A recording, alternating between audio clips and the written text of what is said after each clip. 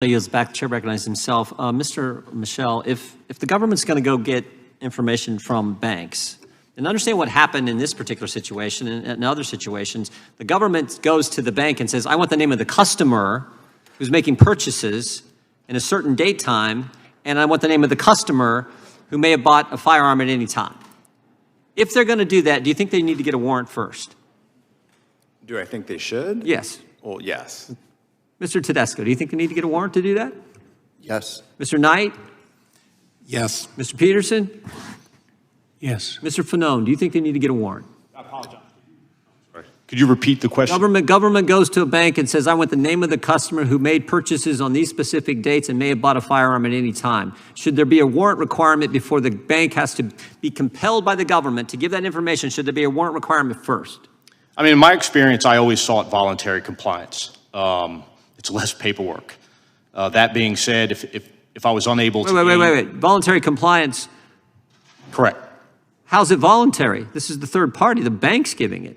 No, if I go to the bank and request certain information regarding an investigation that I'm participating I'm just saying in a fundamental sense, do you think there should be a warrant requirement before some financial institution hands over the name of the customer based on certain purchases they may have made? So in a general sense. Yes. You think there should be? Yes. That's great, because your colleagues don't think so. Now, let me go to this. Do you think, Mr. Michel, that if it can't do a warrant, do you think there should be at least a notification? So should at least the bank say, hey, Mr. Smith, the FBI just asked me for all your purchases on a certain date, and they want to know if you've ever bought a gun. Do you think that the bank should at least tell their customer who they're supposed to serve? Do you think they should at least be compelled to tell them that? Yes. Mr. Tedesco? Yes. Mr. Knight? Yes, with reasonable exceptions for an ongoing criminal case. Fair enough. Mr. Peterson? They should get a warrant. They should get a warrant. Back to the first thing. Mr. Falone? Again, with exceptions for criminal investigations. We got agreement on the panel. The first time we've had that this morning. Dr. Peterson, I want you to talk about the debanking issue we saw so much of, and how that was, particularly, I guess, with the truckers, and how that's, because I see it coming. I see it coming here, and it frightens me. I want you to talk about what took place in Canada and if it in any way impacted you. Well, there was essentially a working class protest against the extensive length of the COVID lockdowns. And one consequence of that was that Canadians who participated, even by donating to the protest and even by donating small amounts to the protest, had their bank accounts seized in consequence of a collusion between the banks and the government that was extrajudicial, that was recently deemed unconstitutional, despite the fact that we don't have strong First Amendment claims. So this happened. The government is currently maneuvering in Canada to make the possibility of such collusion a certainty across multiple actual and potential domains of so-called harm, particularly in relationship to government-defined hate. Yes, this is absolutely coming, and it's facilitated by the kinds of advancements in technology that we talked about today. Yeah, we know it's coming because we've seen what do they call it, the liaison information report from the FBI to the bank saying possibly include firearm legislation, the easing of immigration status, new limits on public land, and discontent with renewed measures to mitigate the spread of COVID-19. So the very issue that these truckers were debanked in Canada is the very thing the government is saying to banks, we need to look at this as well. That single issue. That is, again, what frightens me so much. And frankly, when you're getting this information, if you're going to get it, why you should be compelled to get the warrant before you go get it. Mr. Knight, jump right in. I want to clarify one part of my answer to the second question about notification. Yep. The Right to Financial Privacy Act, I think, does a good job of this, where notification can be delayed, but the government has to go to a court and get permission to delay. And I think if we're going, you shift the burden. The burden's where it should be on the government to go get it from a court. Absolutely, and I do believe that there should be a warrant requirement. So the notification would only be delayed in that event. In this world we're now in, the full committee, as I said, I think I may have mentioned earlier, on the Pfizer reauthorization, we have said the same thing. If you're going to go search American citizens based on their phone number, their email address in this haystack of information that's out there, if you're going to do that, go get a warrant. And we're having the same fight there. But it seems to me that getting a warrant, Fourth Amendment constitutional right, is how it has to be handled. My time has expired. I yield to the ranking member. Thank you very much. I thought it was very telling that Mr. Knight said that, yes, going after bank records would be inappropriate, except in a criminal investigation. Ooh, criminal investigation. That's what the FBI was doing, was involved in a criminal investigation. With a warrant, he's for it. No, not with a warrant. It's not necessary to have a warrant. Go back to criminal procedure. You don't always need a warrant when you have voluntary authorization. And everyone who opens a bank account is told when they open their bank account that the information may be disclosed to law enforcement.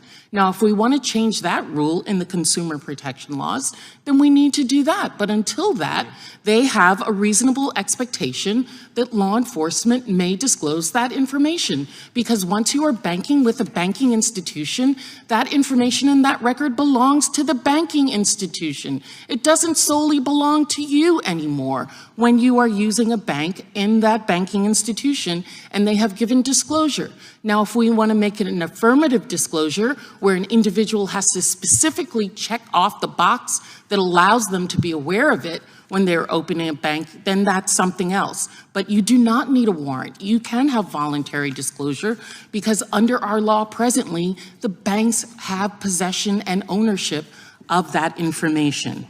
Now, the other thing that I think you have talked about is, are we worried about that? That this is only going to happen to the on conservatives? No, I'm also concerned if the FBI were to do overreach. I am concerned with that, and I do understand that this is something that law enforcement does and that we need to be careful about what they do. I just find it very interesting that you all are my colleagues, one of our witnesses, Mr. Fanon, is not a colleague of ours and is giving his opinion as a law enforcement officer. Sir, was there something else that you wanted to add? Within the context of this particular investigation, one of the reasons why I believe that the FBI would have sought voluntary compliance as opposed to applying for a warrant is the sheer magnitude of the event. You had literally thousands of people who participated on the attack on the Capitol on January 6th. And in an abundance of caution and really the responsibility of the FBI and those other investigating agencies is to ensure that that violence does not occur again at our inauguration, which was only about 2 weeks after that. And so I think it wholly appropriate, as you just said, it's completely within our capabilities as law enforcement agencies to seek voluntary compliance from these institutions to investigate criminal acts or potential criminal acts. Thank you. So there was an imminent threat on the American people, on the homeland, that being individuals who said they were going to come back and finish the job that they had started on January 6th to try and stop the placement of Joe Biden as President of the United States. Now, there's a lot of things we could have hearings on. Mr. Chair, you have not sat down with me at any point in time like we do in other committees and talk about what are the things that we can agree on, that we want to. You came to my office one time and we had a discussion. And I gave you a list of things that I would like to have a hearing on. You completely ignored me in that. Your team doesn't even give us testimony until the very last minute that they have to. You do not even let us know the subjects of hearings. Sometimes I find out about what we're going to hear, hearing is going to be on Twitter. You're not operating as a fair dealer in this, so don't try that here in front of everybody. Well, I am concerned about things. I'm concerned about what will happen if Donald Trump does get reelected. Because on November 9th, 2023 in a Univision interview, he said, if I happen to be president and I see somebody who's doing well and beating me very badly, I say go down and indict them. They would be out of business. They'd be out of the election.